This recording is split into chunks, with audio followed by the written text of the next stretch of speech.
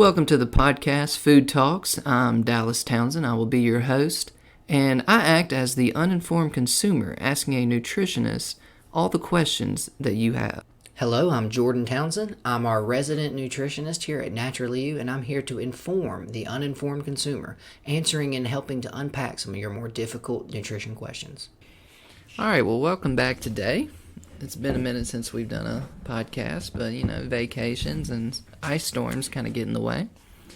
But today, we're going to be talking about bones. That's right. Your femurs, your tibulas, fibias, all of them. Phalanges even. So, Jordan, where are we going to start on bones today? Well, I think the best place to start is the obvious, which is the main thing that we think of as our bones specifically doing is supporting us, right? They're basically the scaffolding, the backbone of the body. They're what let the muscles and all that have some sort of shape or structure to build your body on. The interesting thing, of course, with all of these podcasts is they do so much more than just provide the foundation for the body. Besides storing minerals, managing all these other types of things, they actually do a lot of acute stuff. The most important thing is actually immune system, and we'll get to that one kind of a little bit later down the line. But first and foremost, I just wanted to start with healthy, strong bones and the basic thing. Because again, the only material stronger than bone is rock. There's nothing else. Really? So yeah, that's the thing, is the only thing that will break your bones essentially is some sort of outside substance. There's nothing else harder the body produces. Not even teeth, I don't believe, are harder than actual bones. And it goes back to bones are interesting. Whereas teeth are more solid enamel, bones are actually a combination of different minerals, think metals, right, and protein. So that's where bone is so strange. Bone actually operates much closer to stuff like bamboo or weirdly even aluminum, just to think like industrial things. You don't build airplanes out of steel because it's too heavy.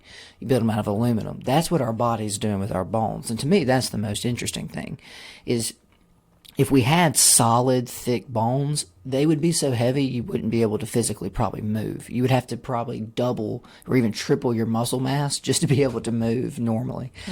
So this is where the most interesting thing about bones is your body combined. How do we get the most strength out of the least amount of weight? And that's what a bone is. And that's why if you actually open up a bone, it's extremely hollow. It's got a lot of open things, and we'll get into the marrows and stuff because there's stuff inside of those. But it's mostly a hard outer shell with a wide open hollow kind of design inside. So this gives you the best of both worlds. Without it being rigid and solid too, any sort of resistance, it's going to either want to crack or break, right? Well, when you have a hollow or a bendable, flexible bone, when you bend or you push against it, it has a lot of give to it before it breaks. So that's the other beneficial thing, is when you have like hardened steel and you hit it, it always wants to chip or flake or crack. Well, just think about playing football, right? If every time you hit somebody, you had a little piece of your bone flake off, that's not going to be... It'd be brutal, wouldn't work. It's not going to be viable long term. Well, you'd have flakes all through your forearm, you had them all through your shins, your hips. So that's what's interesting, is the body, more importantly biology, over time realized, hey, we've got to get as strong and hard as we can, but we have to be lightweight, we have to be movable. So that's what's so cool to me about bone. We think it's this just solid, almost cement-like thing. It couldn't be more of the opposite. But this isn't unique to humans. I mean, animals, all case in point is birds, right? Yeah. That's the really big one, where they have now they have a completely different bone structure. But exactly, you're going to try to fly. So it's just interesting to see how biology adapted to this problem over time. Whereas even when you look at things like blue whale bones and stuff, also hollow, but they're underwater, they need to float. So there's it's weird how one solution actually helps you in like 3 or 4 different practices: flying, swimming, whatever. So that's the obvious. We know that bones are hard. They keep us strong, and they help give us basically our scaffolding. The whole next thing I want to talk about bones is what your bones are really doing behind the scenes. So you have these two types of things. You have red marrow, and I believe it's called either yellow or white marrow. So this is where all of your blood cells are produced, is in your bone marrow. So that's when you really getting down to it. That's what your bones are really like, as far as a day-to-day practice goes. So, strangely enough, your bone health is tied to your immune health. Your bone health is also tied to your cardiovascular health, because that's what makes the white or the red blood cells. So that's where this gets off on a whole new thing. You thought you were taking care of your bones so you wouldn't get osteoporosis, so you wouldn't have back disc issues. They wouldn't break. And Exactly, right, because we think of the simple. No, you need good bone health so you don't get sick. Like, what? Where have you ever heard that before? You need good bone health so that you can actually stay viable to keep exercising, right? Because if you're not making enough of your red blood cells, your oxygen capacity drops. It's all we're talking about with masks, right? Mm-hmm. Well, guys, if your bones can't make more red blood cells, that's where you're really in trouble. And that's why the most common cancer is leukemia, which is the bone marrow specifically gets cancer and stops making your white blood cells, or it stops making your red blood cells. Causes, as you would imagine, all types of crazy problems. So that's what I think is, to me, is way more interesting about bones, is besides being this obvious shell and rigid structure, they're pretty much keeping the whole party going. And that's what we've kind of noticed with this podcast, right? A lot of times what we think organs are doing versus all the other stuff they're doing, it's crazy. And the body's kind of good like that. It doesn't really... You have a lot of unique organs, but you don't have to have an organ for every specific thing. Because imagine if humans had to make a whole other organ just to produce our white and red blood cells. Well, guys, we already have all this space taken up by bones that are hollow.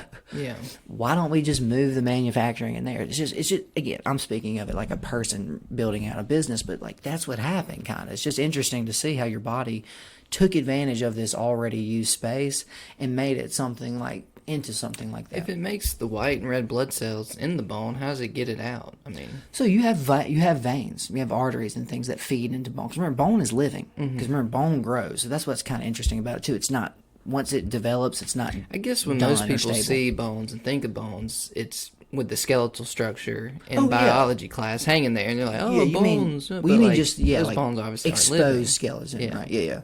And no, exactly. That's why I say too. It's very interesting. Like you just said, we look at that and we see, okay, well that's a solid bone. No, every one of those is pretty much hollow on the inside. Now they have some nerves, very little. You don't have as many nerves going to your bone as you do your muscles and stuff, but tons of arteries and blood vessels. Like you just said, remember that's where all the new red blood cells are coming from. Have you ever broken a bone? I actually have. Knock on wood. Yeah, I know you have because I remember. I broke my. But still no cracks, yeah. Which one is it that in your wrist you have those two bones that go down your forearm? The tibia and the fibia, I believe. No, tibia fibia is leg.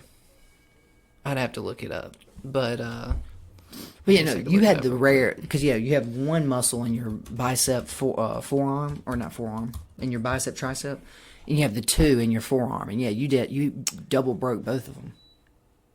I broke one, and it was like sticking out of the skin almost, and the other one was like cracked, I believe. Didn't fully break. But the other one's fully broke, and it's the ulna and the radius. Ulna, that's what it is. Yeah, very nice. Very painful. I wouldn't recommend breaking them because it's hard to describe. It's of course it happened when I was 9, but it's almost just kind of like a blinding pain. You kind of go into shock a little bit when it's broken that bad, but. Honestly, my double thigh cramps. Remembering those kind of hurt worse, honestly. Now, do you think it's because it's closer to the age you are now? Probably closer in memory. That was like senior year? But at the time, when I was 9, when I broke it, I mean, it's just kind of when you think back on it, it's just like, it hurt a lot.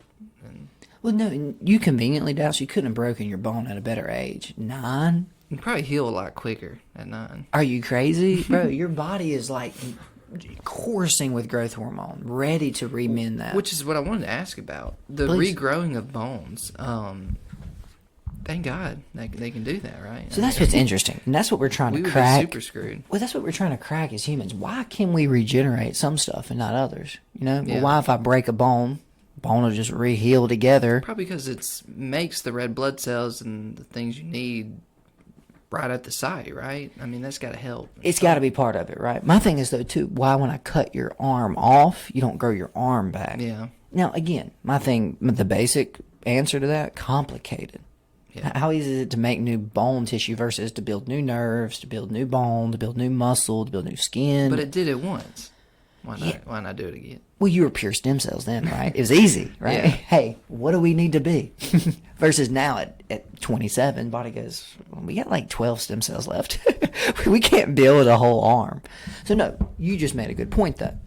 If you damage a bone, whether it be your foot or your hand, that's important to the rest of the body, not even for function, but for production of white and red blood cells. This just made me think, I am glad I broke my arm when I was 9, because since then, I've literally had no issues with it. You don't even have pain. No pain. Or like, no long-lasting you don't pain. have limited movement. And that made me think, Tom Segura, he just broke his wrist and tore his, I think his ACL or something. No, tore his Achilles tendon too, which is even worse. But landed on his arm and broke it, and he's got lasting nerve damage. He may never get his arm fully back. So that just makes me kind of think just then, very glad I broke my arm when I was younger. Well, you would think too, okay, Tom Segura was riding a bull, right? Like he was jumping out of airplanes, right? Just trying to dunk a basketball On a 9-foot goal.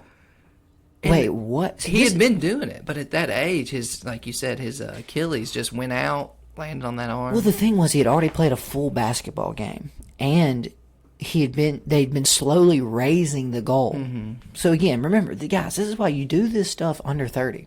Because we used to play 9.5 foot, or 8.5 foot. That's what we used to call it all the time. At 17, I can run and jump 1,000,000 times and no problems. But yeah, he's 46. That Achilles tendon just cannot hold up anymore. So the problem is, when is the last time you think Tom ran and dunked a basketball? It might could if you've been training. It's tight. Conditioning the body, but it takes way more training and conditioning at that age. Well, I think we've talked about muscles, haven't we? Yeah. I would love to just do a podcast on stretching, because that's kind of the other part. Because you stretch muscles and you stretch ligaments. That's what people don't think about. That's why you tear your ACL. It's because you just start running and you stop real quick. Well, that ACL's been sitting in an office chair for 3 years. Yeah. Then you go run down in a basketball court. That would just be an interesting topic, because it's so much more than just being strong, right? Being fit. You got to actually let these things freely move. So no, interesting that you said that, because my other example I was going to give, like you said, this guy 46, all he did was fall on his own hand essentially. But because he's so far down the road, those nerves are not coming back at 46. They may be able to regenerate some at 6, and that's a whole other podcast too about stem cells. Same thing happened though to Ari Shafir, who's a comedian. He broke his wrist skiing. Well, it was funny because his sister has children, and she has like a 9-year-old. Well, he also broke his arm at the same time. So he was at Christmas and he was asking him about it. He's like, "So what'd you do for your hand?" Doctor said, "Just be 9." Mm-hmm. Ari had to do 6 months of physical therapy just to get his full movement in his hand back. See why people hate kids? Yeah, right. Youth is wasted on the young, yes. Right? But that's the irony. A 43-year-old guy injures his arm, a 9-year-old injures his arm. His thing was, bro, we're going to slap a cast on this, we're going to paint it pink, put Mew on it, and you're good to go. He had to spend 6 months just getting his fingers to work again. It's just crazy. So, no, we've gotten a little far off. But, yes, that's why if you're going to break something, this is the other problem I have, too, is when do we do knee replacement surgeries? When people are older. 55 and older, right? So, when you don't want them cutting your knee up and going in from scratch and rebuilding it? 55. At 15... you'd probably be great. Honestly, the problem is your knee replacement wouldn't last that long. But that's kind of the irony, too, is we end up doing all these surgeries over the hill on people. That's why they end up taking so long to recover. People get 6 months for a hip replacement. It's like, well, yeah, man, you're 53, and you're out of shape, and you've not exercised, and you eat terrible. So it's just weird how we put a lot of this strain and stress on people way after their bodies are kind of ready for it, ironically, right? So I'm sure you've seen the meme where it's this lady and she's watching a guy crash her bike. She's like, "Oh, he needs some milk." Now, that's obviously a reference to he needs stronger bones. He broke his stuff, yeah. How helpful is milk? I mean, you hear calcium's good for bones, but is there anything else, or is calcium really the standard to support bone? Well, and that's actually brilliant, because I wanted to go through that whole list. So I'm glad we've finally gotten to the calcium myth, as I call it, because bone is very similar to concrete. Now, I just said it wasn't in some ways, but it is in other ways, in that it's a mix of materials. Calcium is not, or bone is not just pure calcium. Yeah. It's mostly calcium, but if you don't have those other constituents, just like with concrete, you can't make concrete with just sand. It's not going to mix right. You can't make it with just sand. You need sand, you need lime, you need water, and you need a little bit of, there's some other little There's things. pea gravel sometimes. Exactly. Exactly. That's what, that combination of materials is what ultimately gives it its strength. Same thing with bones. The base is calcium, but if you don't have those other things, you can't even make healthy, or more importantly, correct bone. So calcium is weird because the worst source you could use for calcium is cow's milk. Ironic. I think we've said this before too. Now, again, if you look back, you're like, well, Jordan, how is that true? I saw Got Milk commercials. It's a thing called the Milk Lobby. They're a very powerful corporation. They make billions of dollars. They need to sell milk. Well, they sell their product at $3 a gallon. Yeah, they're killing it. They're not struggling at all. So that's what you got to realize first and foremost, is that you've been sold this idea of where and how to build your bones. It does have calcium, but it's not the best source. Bioavailable. Yeah. We've talked about that on this podcast too. You can take 50,000 milligrams of vitamin C. If 5 milligrams are bioavailable, that's all you can physically absorb. That's what ends up happening to calcium in milk. Because the problem with milk is milk itself is made for baby cows. So unless you're a baby bovine, what the hell are you doing? Well, it's not formulated for your physical structure, right? Now, cows are born at 50 to 60 pounds. Humans are born at 5 to 6. We get up to 200 to 300 pounds. Cows get up to 1,800, 2,000 pounds. What are you doing? Hey, dummy, get away from that udder. Get your mouth away from that. That is not for Right. you. You see what I'm saying? Like, it's weird how when it gets processed But and it tastes pasteurized. good. And it does. Now, go back thousands and thousands of years. We talked about this on one of our previous podcasts. If you're walking through the freaking desert and you can keep a goat alive and you can keep using that goat's milk, okay, you're going to survive winter. So, yeah, there's some benefits to being able to consume that.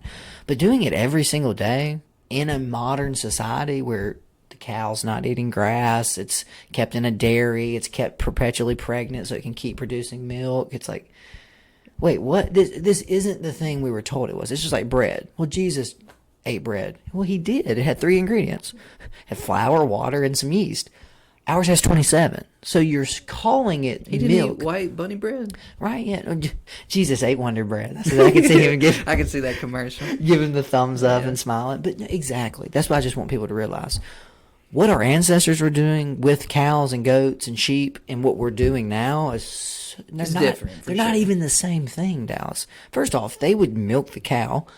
You drink it within Yeah, you don't say within an store hour. it, yeah. We're milking the cow. We're shipping it across country. Slapping an expiration date on it. Who knows what that is? Who came up with that? But that's what's so wild about where we've gotten is we think milk is a good calcium source. There is a decent amount of calcium in milk. First thing is it's very unbioavailable, so you can't really use the calcium in milk like you would want to. Second, milk is inflammatory. And when you cause that inflammatory reaction, your body will actually leach calcium out to help deal with the inflammation. So it actually causes you to lose more calcium over time, especially in bone. So please, y'all, milk is not your answer. Your better sources for calcium are going to be things like spinach, ironically. All of your green leafy vegetables, anything that gets grown in good soil, it's going to have calcium. And you can just get straight calcium supplements too, right? If you Problem with those. Second issue here is Caltrate's my favorite one. That's probably the number one calcium supplement in America because that's one of our biggest diseases for women is osteoporosis. A lot of that's tied to because again, why does that affect women and not men? because when they have babies, does that take some of their nutrients? Estrogen. Estrogen is responsible for maintaining your calcium levels. When women go into menopause, their estrogen drops. So their body's ability to hold on and maintain proper estrogen levels decreases. So a lot of this is built in naturally, but it gets exacerbated in a modern society where we eat crappy food. Yeah. So you see what I'm saying? These things have always been happening. First off, 8,000 years ago, who's living to 75? Right? The queen. Yeah, right? So, yeah, not a lot of people suffering from osteoporosis anyway. So it's weird how we have a lot of diseases and stuff we treat now.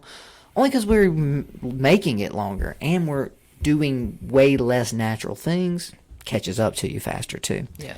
So that's the osteoporosis side, but that's why a lot of these women are taking things like Caltrate. We'll get into vitamin D too, which will be perfect. The main thing with the whole calcium thing though is like Caltrate supplement. What these companies do is they treat all sources or forms of calcium the same. Calcium is calcium. Well, we know that's not true. There's calcium carbonate, there's calcium lactate, there's calcium phosphate, there's like 19, right? This is chemistry. Depending where your carbons and your oxygens are, you have different forms. The biggest issue they do is they'll go get the cheapest source of calcium possible. That ends up actually being oyster shells or seashells, essentially. It's a byproduct of producing any sort of shellfish. So for them, if you're going to make it, you can get it for pennies because it's a waste product, basically. The problem is when you take Caltrate, your body knows what source that was. So Dallas, how much calcium rock do you eat? How much chalk is in your diet? 0. That's what Caltrate is. So you eat Caltrate. Hey, I just took 1,500 milligrams of calcium. Bryce, you just ate a rock. Like, what am I supposed to do with this? More importantly, I can't do anything with it. What's the good kind of calcium for you? So the best source is usually one that's been processed by something already. We talked about this a little bit when we talked about iron. The best form of iron is heme iron. That's iron that comes from the tissue or muscle of an actual mammal. That's because the animal got iron through the grass or through its diet. The body converted it into heme iron, and now when you eat it, it's instantly available. Your body can use it immediately. Same goes for calcium. Typically, your best forms of calcium come from plants, ironically. When that spinach sucks calcium out of the thing, it puts it in a form that the plant can use, right? So it converts it from this inorganic rock into something the plant can use. Conveniently, when you eat the plant, you now have the version of calcium you can eat. So that's what's weird. You really don't need to worry about your calcium at all. I got a couple of sources here if y'all are really curious, but my thing is with calcium, it's like a lot of the vitamins. If you just eat a semi-healthy, normal diet, you're going to get plenty of calcium every day. More importantly, the more important side of this is actually vitamin D, and that's what I wanted to get into next with you. Okay.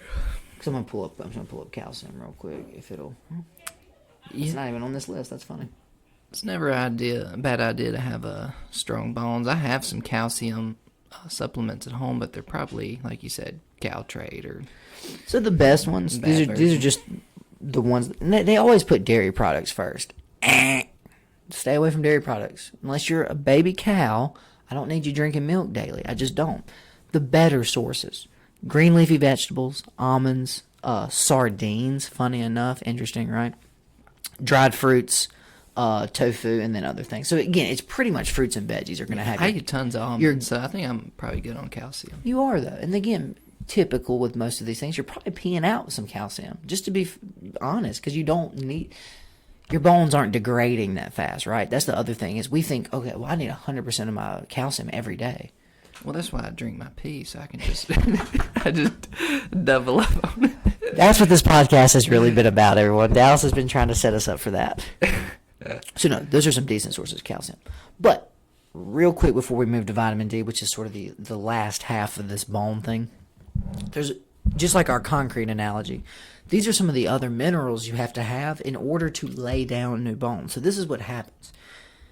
Women in their late 50s start experiencing osteoporosis. Well, their doctor immediately puts them on a calcium supplement, puts them on a vitamin D supplement.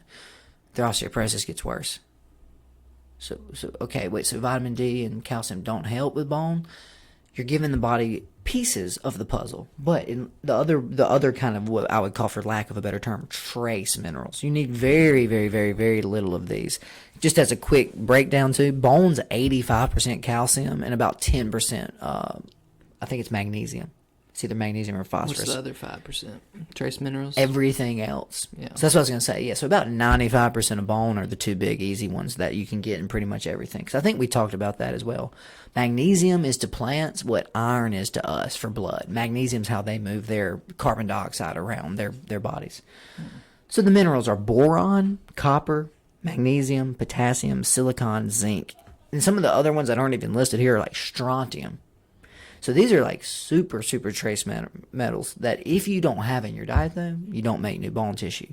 So that's why a lot of times, by the time you're 53 and you're starting to go into menopause and you're starting to notice some weakening of your bones, well, you start trying to take calcium and vitamin D. Your body goes, that's not the part I'm low on. So you're taking all this calcium and vitamin D. Your body says, if I don't get more boron, I can't make more bone. So that's where this is, again, what we've been told and sold and presented about our bones and our health is not really the story. Again, like I said, we try to almost dumb it down too much sometimes to make it too easy for people. Hey, just drink milk and you'll be fine. Yeah, I was about to say, I think it's a cop-out when you say, oh, well, he just needs some milk. Also, who pushed that narrative, right? Yeah. Or same with breakfast cereals, right? Kellogg comes in and says, this is part of a good breakfast. Well, okay, well, who else is... You just paid $10 million to run that ad. Yeah, who else is advertising? For 3 years, so next thing you know, people go, I think breakfast cereal is good. You probably saw that maybe on Reddit recently, right? Pizza is actually healthier than most breakfast cereals. Really? Based on just nutritional value. So eat pizza for breakfast. That's how much sugar is in these freaking cereals these days. Yeah. Is that, exactly, pizza is a step up? Where are we getting in a society? So no. I just thought that was interesting too, because again, we always hear about calcium. I always just like to talk about these other pieces of the puzzle, essentially. And did you have anything else before we go into vitamin D? I was just wondering if you had any other. No, I think so. I think I'm ready to hear what vitamin D does for us. No, so vitamin D is weird. So that's this eternal relationship, calcium and vitamin D. That's why I said you'll hear even doctors, MDs, will prescribe that to their patients, which means it tells you the science is really, really strong on how big those two play into your bones. And it's because they're actually related. So vitamin D actually is what helps your gut absorb calcium. So it starts at the very beginning. Now, we've talked a little bit. We've had a vitamin D episode on here. Vitamin D actually starts at the skin. Your body absorbs sun. That's when as it vibrates and radiates through those little cells, vitamin D is the byproduct. But you get D2. So D2 is not the very effective form. Body has to take D2 to the kidneys, convert it into D3. Now you're in business. That's the most effective form. So this is when it gets kind of interesting. Remember, we've talked about thyroid on here too, right? Mm-hmm. So there's actually another whole part. Did we ever talk about parathyroid? So you have your main thyroid gland. That's the big. It's what the Adam's apple is in men. You have these two little wings that sit out to the side of it. And they're called your parathyroid or beside. So parathyroid's weird because it actually plays it's the lock and key to this whole vitamin D relationship. So you see how complicated our bodies actually start to get? If your thyroid, if your bones, if you're not getting enough sun, one of those three, all of the whole thing just goes kaput, basically. So besides helping the body actually absorb and process, vitamin D has a relationship with this thing called PTH. Parathyroid hormone. So parathyroid hormone comes in and actually tells the bone marrow and the osteoclast, the bone cells, when to make more bone by putting it down and making it thicker, when to pull it up. So this is what you don't realize. Pretty much 24/7, your bones are never static. Your bone is never just this solid piece of bone. It's either getting larger or smaller based on need. Perfect example, you've probably heard this, doing resistance training, doing jumping, running, sprinting, lifting. What happens to your bones? They actually get thicker. Same problem when you go to space. If you stayed in space long enough and didn't exercise, your body would completely reabsorb all of your bone. Because that's how weird. Doesn't need it, yeah. That's how weird our biology is. If you're not using something, what are we building this solid structure for and maintaining it? This is a lot of work and effort. Yeah. So that's what's kind of interesting. This parathyroid hormone is telling your body, because we haven't even really gotten into this, but calcium also manages your blood acidity. So if your blood gets too acidic, your body will actually pull calcium out of the bones to bring that acidity back down. Also, white blood cells. Why do you think they're white? Calcium is what they're usually made out of. So that's why calcium or white blood cells are made in there. Calcium is also used for temperature regulation. That's why when you start to get sick, you get a fever, your body temperature goes up because your body is using calcium to make white blood cells instead of regulate your temperature. It's a whole crazy. You see why we do poems? Yeah. It's a whole crazy crescendo of stuff that all starts from, are you getting enough sunlight? That's why I wanted to talk about this too, because we have a vitamin D episode coming up with the whole COVID thing. That is my understanding of why I think 80% of people who are hospitalized with COVID have a low vitamin D. It's not. It's that classic. Is it correlation or is it causation? I think it's correlation. I think unhealthy people who don't get up and get enough sunlight and exercise every day are also the people that are more likely, if they get COVID, to end up sick. Well, I don't know if you've been to the beach, but there's usually not that many old folks just chilling on the beach, tanning. It's actually a good point. I mean, they're usually in nursing homes, not in the sunlight. Oh, I see what you're saying too. Like the people who would have People been who are getting most sick. at risk and Exactly. proven over this last year. And the irony is, as you age, you actually need more vitamin D, right? Because exactly. your ability to work that system isn't as good. And coarsely, you stop going out less. So it's funny how we end up actually speeding the process up towards the end, right? Yeah. we know we've been kind of stringing it along until now, but towards the end, like you said, hey, you're confined to this room, and we're going to feed you the Ensure every day. Like, okay, yeah, man, you're pretty much setting Granny up for failure. Like, you're not giving her any nutrition. Yeah, you would need to make sure she's getting good vitamin D, right? Yeah, and when we've talked about the lymph system too, right? Remember, you have a heart that moves your blood. What moves your lymph stuff around? Your waste product. You physically. That's why exercise is so important. Not even exercise. You need to get your 10,000 steps in so you can get that toxic buildup in your feet and your thighs and your lymph nodes moved. Because once it moves, it goes to the spleen. From the spleen, it goes to the gut. So that's what's weird how, of course, Dallas, all this stuff is tied in together. And that's why I like this whole vitamin D thing. Like I said, is that parathyroid hormone tells these vitamin D and calcium pretty much what's to do. So again, it's not that you're not taking enough Caltrate or vitamin D. Your parathyroid could be the problem. So that's where this thing gets so deeply complicated. Mm-hmm. Is there's so many different variables that could be causing the bone loss. Is it exercise? Is it calcium? Is it vitamin D? Is it your thyroid? So that's what's kind of, to me, is it proceeds to get more complicated and deeper and crazier. So that's the main thing you want to know about your bones, is they're doing so much other than just keeping you straight up and strong. They're pretty much managing not just your immune system, but pretty much every system. Because like I said, calcium is so abundant, it's used in everything. It's your teeth, it's your bones, fingernails, it's your skin, it's your immune system. Are teeth technically bones? Probably not. They're not. They're different than bone. And this is the real reason you know that is you can't grow new teeth. Yeah, I mean, you have some baby ones, but once they come in, and you cannot grow back your teeth. adult ones come in, which is weird because you can regenerate bone. So yeah, what it is it's enamel, and it's not that protein matrix structure. They're also not as hollow like there is some core to them, but they're not hollow like bone is, obviously. Yeah. So yeah, no. Kind of interesting, right? They look like you bones, look at them, but they're not. And that's a lot of the human body. These things, like I said, what we think they're doing and what we think we're supposed to do is so far from what humans have ever done, or more importantly, what we were expected to do. We weren't expected to sit inside all day. Just imagine what we'll be doing in 100 years. So just directly, like every morning, take your full packet of nutrients. Since you live underground, right? Yeah, let's say you can't go outside. We've now gone underground. We're mole people. All right, well, I think we can wrap it up there and learned a good bit about bones. I think it was a good one. Don't break one. Wouldn't recommend it. It's Unless you're under 10. Unless you're under 10, then you can do whatever you want. All right, we'll catch y'all next time.